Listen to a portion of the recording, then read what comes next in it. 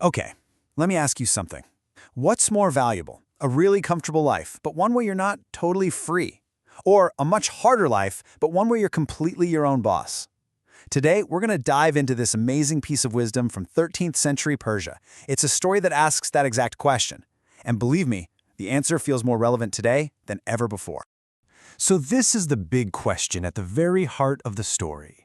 Would you pick wealth that comes with servitude or hardship that comes with freedom? I mean, it's a choice, right? A comfy life that costs you your independence versus a tough life where you answer to absolutely no one. This is the dilemma we're going to unpack. So, our story is all about two brothers who have chosen completely different paths in life. It's a really old fable, but it sets up this choice about work, freedom, and, what it really means to live a life with dignity. So on one side, you have the servant brother. He basically traded his freedom for a comfortable life serving the king. And on the other side, you've got the laborer brother. His life was tough, full of hard work, but he earned everything himself by the strength of his own arm. It's that classic trade-off, isn't it? Security versus self-reliance. Okay, so this is where the story really gets going. The wealthy brother, living his comfortable life, looks at his siblings struggling and thinks he's going to offer some helpful brotherly advice. He decides to ask him a question. He just asks him, straight up, why not serve the king to escape this hardship? And you can see his logic, right? From his point of view, it's simple. Why would anyone choose to struggle and toil away when there's an easier, more comfortable option right there, even if it means you have to serve somebody else? But the laborer's answer? Oh man, it just flips the whole conversation completely on its head. He doesn't just answer the question, he changes the entire game. His comeback is so sharp, he asks, why don't you work to escape the humiliation of service? And boom, just like that, the debate isn't about avoiding the hardship of work anymore. Now it's all about avoiding the humiliation of being a servant. Totally different perspective.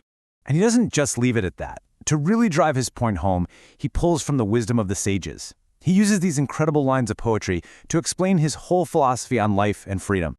This first verse just gets right to the heart of it. It's saying it's better to eat your own simple bread that you earned yourself than to wear some fancy golden sword belt while you're serving someone else.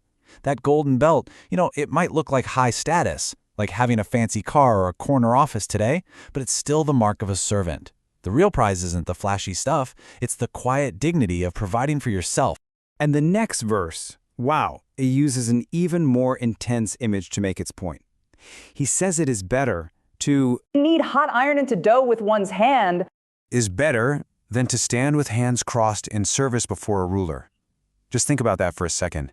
Even doing something impossibly painful, something agonizing, is better than that posture of submission. Just standing there, hands crossed, waiting for orders. It's about owning your actions, no matter how hard they are. Then he criticizes the kind of anxiety that comes with being dependent on someone else. Your precious life just gets wasted, consumed by these worries. What am I going to eat? What am I going to wear? Because your survival, your entire well-being is in somebody else's hands. And his final piece of wisdom is this powerful command to himself, and really to all of us. O greedy belly, be content with a loaf of bread, so that you do not have to bend your back in service. It's a direct link between freedom and mastering your own desires. If you can be happy with less, then no one can ever truly control you. So, the big message in this whole story really boils down to the dignity of independence. Let's unpack what that really means. In this story, dignity isn't about status or wealth. It's not about what other people think of you. It's that inherent worth you get from being self-reliant. It's about being free from having to answer to others and being able to provide for yourself without being obligated to anyone. So, the key takeaway here is pretty clear.